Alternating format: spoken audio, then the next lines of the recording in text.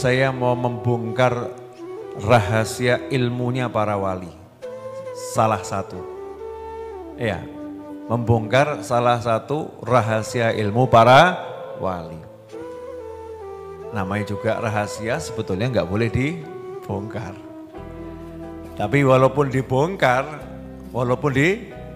ini termasuk yang diizinkan dibongkar, masih banyak yang nggak mau melakukan.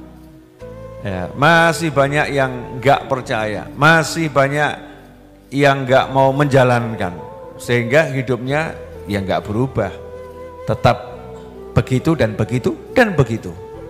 Nah, yang mau mengikuti petunjuk para wali yang satu ini, maka hidupnya akan berubah. Yang pertama, tenang. Hidupnya akan berubah. Yang pertama, tenang. Pertanyaan saya, tenang itu sesuatu yang paling dibutuhkan atau kurang dibutuhkan? Paling dibutuhkan. Jadi pertama kali yang diperoleh seseorang ketika mengamalkan yang satu ini, rahasia ilmunya wali, maka dia akan mendapatkan ketenangan. Ya, mendapatkan ketenangan. Saya yakin semua orang butuh ketenangan. Makanya Allah katakan, ala bidzikrillahi tatmainnul qulub. Ketahuilah hanya dengan ingat sama Allah, hati akan mendapatkan ketenangan, akan merasakan ketenangan, hati akan menjadi itmi'nan, tenang, nyaman, senang. Ya, tenang dalam arti seperti itu ya, tenang, nyaman, senang. Ada orang tenang tapi was-was, diem, bukan itu ya. Bukan itu tenang. Tenang dalam arti senang, nyaman, asyik hatinya. Hatinya asyik. Apakah itu? Namanya rahasia, enggak langsung dibongkar, sengaja saya puter-puter dulu ini. Biar tanda tanya, penasaran. Rahasianya adalah kaitkan hatimu kepada Allah Tuhanmu, maka Allah akan bereskan semua urusanmu. Kaitkan hatimu pada Allah Tuhanmu, maka Allah akan bereskan semua urusanmu. Ini rahasianya di situ. Sekarang penjelasannya. Ya, sekarang penjelasannya. Dalam menjalani kehidupan, manusia itu terbiasa menjalankan hukum sebab akibat. Jika maka. Ya, sebab akibat. Jika maka. Jika makan, maka lapar hilang. Jika minum, maka haus sirna. Kalau pengen kenyang, maka kamu harus makan. Kalau pengen dapat uang, maka kamu harus kerja. Ada tambahan dari orang tua, oknum orang tua, kalau pengen kaya, kamu harus sekolah tinggi. Nanti kalau kamu sekolahnya nggak tinggi, kamu nggak akan kaya. Teori ini dibantah oleh kenyataan. Banyak orang lulus SD ternyata kaya raya. Banyak yang selesai kuliah ternyata nggak kaya. Jadi nggak ada kaitannya antara kuliah dengan cari uang, nggak ada. Tapi hukum sebab akibat. Jika panas, maka nggak akan turun hujan. Jika mendung, insya Allah akan turun hujan. Ini hukum sebab akibat. Mau kaya harus bekerja. Kalau nggak bekerja nggak akan kaya. Itu namanya sebab akibat. Dari kecil, TK, SD, SMP, SMA, kuliah, dan hidup melihat tontonan-tontonan yang ada di berbagai platform media sosial, kita terbiasa berinteraksi dengan hal semacam itu. Hal semacam itu. Sementara Allah mengajarkan kepada kita, jangan bergantung pada sebab akibat. Bergantunglah kepada penyebab semua akibat. Ya, jangan bergantung kepada sebab akibat, bergantunglah kepada penyebab semua akibat, yaitu Allah Subhanahu wa ta'ala. Jadi muslim nomor satu adalah pasrah, nyerah, dan hanya mengandalkan Allah Subhanahu wa Ta'ala. Itu artinya Muslim. Menyerah di hadap kekuasaan Allah, menyerah di hadapan rezekinya Allah, menyerah di hadapan kemuliaannya Allah, hanya bergantung dan mengandalkan Allah Subhanahu wa Ta'ala. Maka Allah kasih contoh, betul memang sebab ada akibat, ada jika maka ada maka, itu betul, tapi itu hanya ilmu, bukan kepastian. Yang pasti hanya Allah Subhanahu wa Ta'ala. Maka Allah kasih contoh, jika tidak ada pria yang menyentuh, maka wanita tidak bisa hamil. Betul. Jika tidak disentuh manusia, mungkin akhir zaman, oh enggak disentuh pria, Habib, disentuh wanita, dokter di otak-atik itu dimasukkan sesuatu ke perutnya kan dia bisa hamil gitu. Oke, jika tidak disentuh siapapun, jika tidak disentuh siapapun, wanita tidak bisa hamil. Sama Allah dibantah teori itu. Ada seorang wanita yang enggak disentuh siapapun, sama Allah dibuat mengandung dan melahirkan anak, dan anaknya jadi nabi, yaitu Sayyidatuna Maryam alaihissalam. Betul. Jika tidak ada ayah, tidak ada ibu, maka enggak mungkin ada anak. Teori itu dibantah sama Allah Subhanahu wa Ta'ala. Nabi Adam alaihissalam ya, diciptakan tanpa ayah dan ibu. Jika tidak ada ibu, maka enggak bisa lahir anak. Allah ciptakan Siti Hawa dari Nabi Adam alaihissalam, dari perutnya ya, keluar dundung gitu.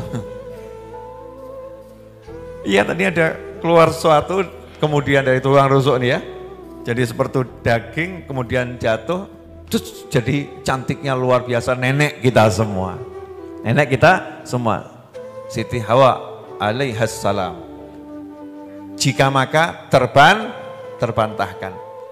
Jika dibakar dengan api, pasti terbakar. Allah bantah. Api membakar semuanya.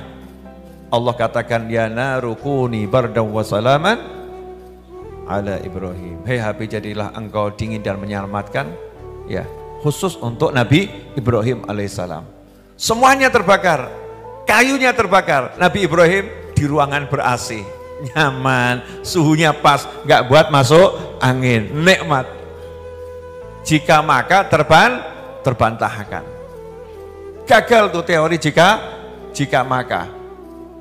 Jika maka, jika mati nggak bisa hidup lagi. Betul, jika mati nggak bisa hidup lagi. Teori itu Allah bantah. Allah hidupkan yang mati lewat Nabi Isa alaihissalam, lewat Nabi Musa alaihissalam, dengan izin Allah Subhanahu wa Ta'ala. Jika maka terbantahkan. Terbantahkan karena apa? Satu kata, Allah. Satu nama, Allah. Kalau udah Allah yang berbuat, jika maka enggak kepake. Jika maka enggak kepake. Pertanyaannya, mau sibuk hidup mengurusi jika maka, atau hidup sibuk bergantung pada Allahnya? Nah, kalau udah begitu kan, lah ngapain saya sibuk dengan jika maka, jika maka, jika maka. Jika tidak punya duit, maka enggak bisa beli rumah. Rugi atau enggak rugi? Rugi. Muslim, jika enggak punya duit, maka aku punya Allah, maka insya Allah aku bisa beli rumah. Enak mana? Itu bedanya Muslim dengan yang lain, yang beriman dengan yang enggak beriman. Jika wajahku buruk rupa, maka aku enggak bisa menikah dengan wanita cantik jelita. Rugi atau enggak rugi? Rugi. Jika wajahku buruk rupa, maka dengan izin Allah Ta'ala, aku bisa menikah dengan wanita yang paling cantik sekalipun. Dibuktikan sama film Beauty and the Beast. Iya, Dibuktikan dalam sejarah seorang wali dan seorang waliyah. Wanita yang solihah dan pria yang soleh.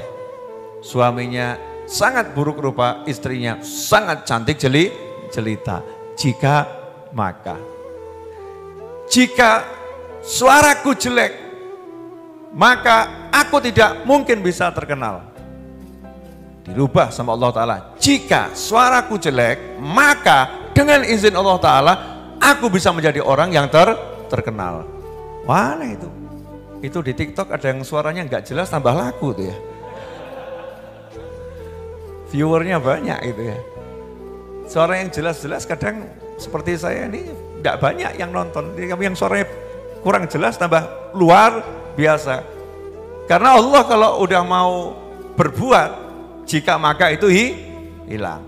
Makanya ilmunya para wali adalah sibukkan menggantungkan harapan kepada Allah, bukan sibuk menggantungkan harapan kepada sarana. Clear?